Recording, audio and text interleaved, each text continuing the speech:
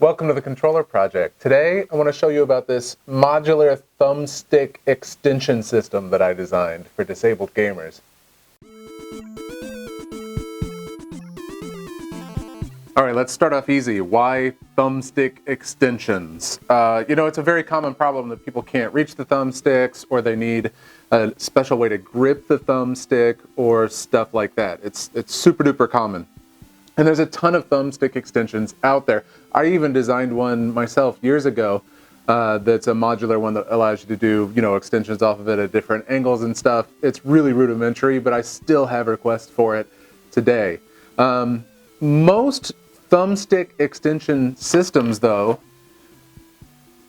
work by just slipping over the top of the thumbstick and just being held on by friction. And that has some major downsides. As the rubber wears off of the edges of the thumbstick, they become loose. If you're really gaming hard and you just really push on it, they can just pop right off, which of course, ruins your your game you're playing. So I wanted to address some of those things and create a system that was really robust and really modifiable and stuff like that. So let's look at what I came up with. I'll show you how it works, and I'll show you some design considerations for for those of you who like to design stuff, some stuff to think about as you move forward. I'll show you the problems that I had and how I went about fixing them.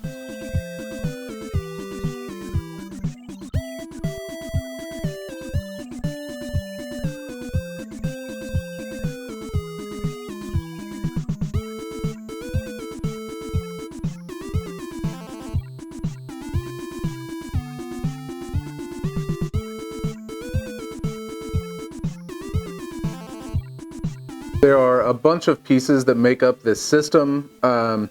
The core of it all is this little guy right here, which actually is the piece that goes over the thumbstick.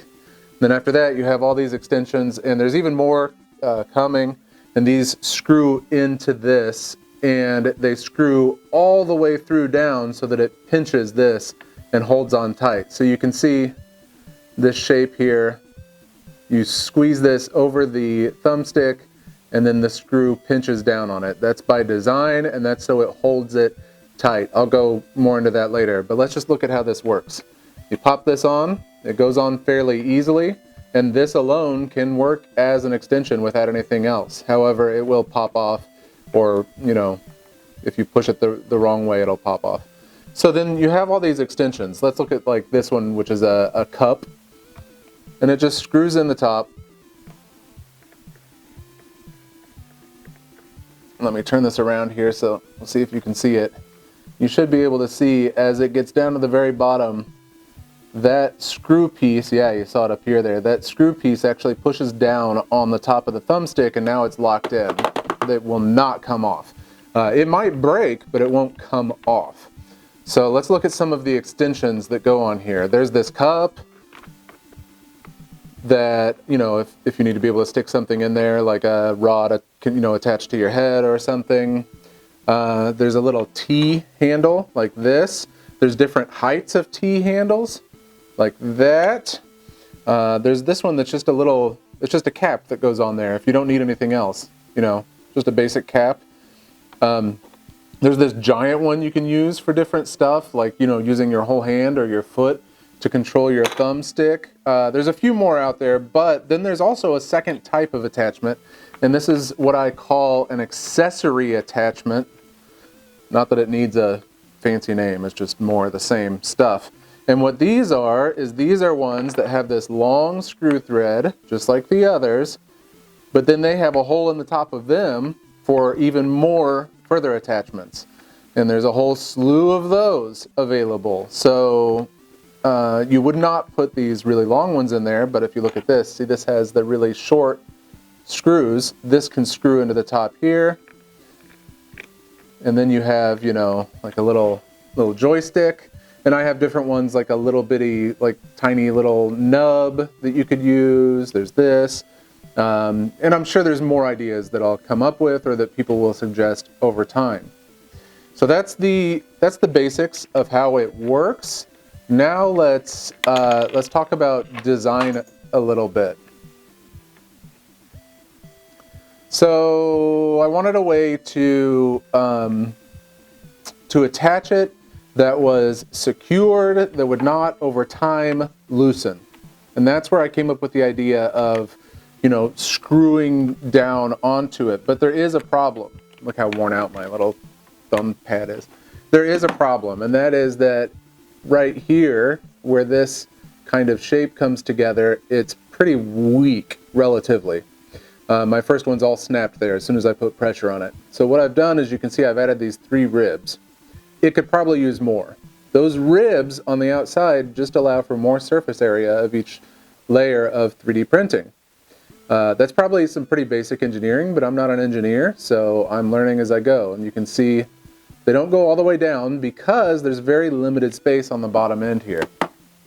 Whenever you try to put it on there, you can see that hangs down, and it affects the amount of travel that you can do with your controller there. So I have to keep it super thin, and those ribs have made it so that it really can put up with a whole lot more force now. I really like how that turned out. Another design consideration that it looks like I forgot to do on some parts, but I did on others, is if you look very close at any edge where somebody's hand or fingers is going to sit, I've added a slight bevel to the printing to the top surface. And that's just because, you know, these things can get really sharp. Yeah, you can see it there too. These things can get really sharp. Oh, see, I forgot it on this one. I'll compare, I'll put these up here next to each other and compare.